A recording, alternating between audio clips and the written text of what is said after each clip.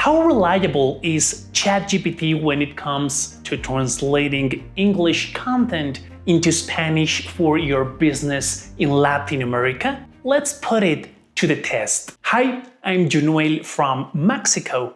I've been translating professionally from English to Spanish for over 10 years, working with world-class brands. Today, I'm going to copy and paste a newsletter from one of my favorites, The Saturday Solopreneur by Justin Welsh, into ChatGPT to see how well it translates from English to Spanish.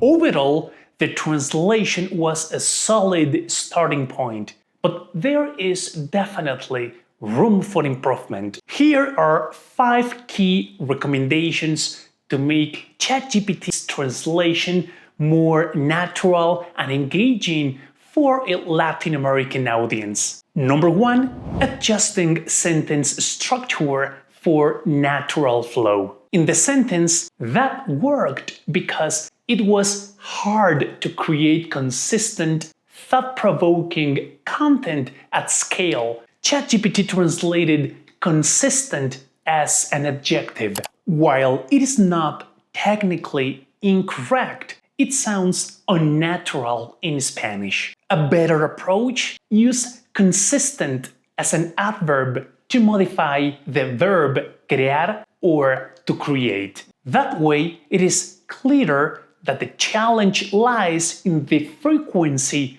of content creation. Number 2, proper use of punctuation in Spanish. ChatGPT translated this sentence. Now, AI generates an endless stream of surface-level content in seconds. In Spanish, we use both opening and closing exclamation marks. Here are 2 viable alternatives. Ahora, la IA genera un flujo interminable de contenido superficial en segundos. Ahora, la IA genera un flujo interminable de contenido superficial en segundos. ChatGPT used the second option, but forgot the comma before the exclamation, making the writing feel less natural. Small details like this make translations sound more human. Number 3, choosing more common words. The phrase, "just scroll through any platform,"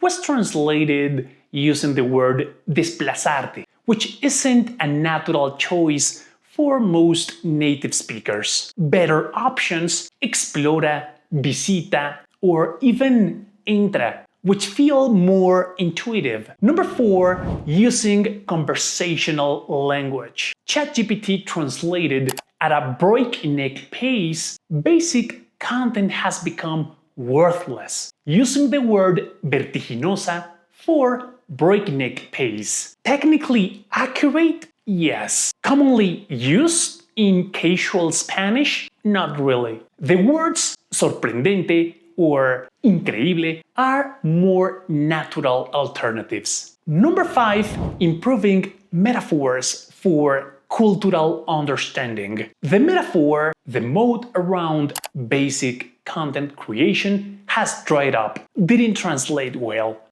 Literal translations often lose impact. Instead, we could use an equivalent Spanish metaphor or simply explain the idea in a clear, direct way. And I have a bonus for you: call to action optimization. Justin Welsh's CTA is "Check my course, the LinkedIn operating system." ChatGPT translated as "Revisa mi curso." While understandable, it sounds odd in Spanish. More natural alternatives: explora mi curso, conoce mi curso.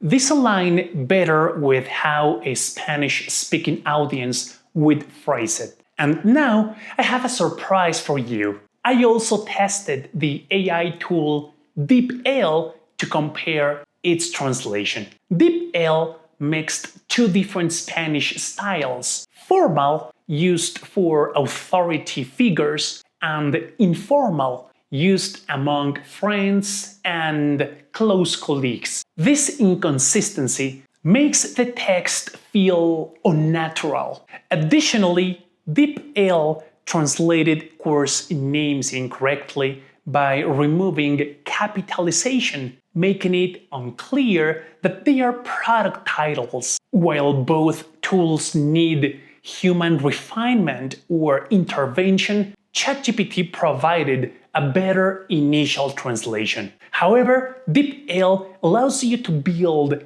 custom glossaries for better long-term consistency. ChatGPT allows you to build your own GPT, and you can add translation recommendations in the instructions field. If you want me to create prompts to fix these translation issues and share them with you for free, comment translation below. If there is enough interest, I'll start working on them. I hope this video helps you in your journey to expanding your business into Latin America.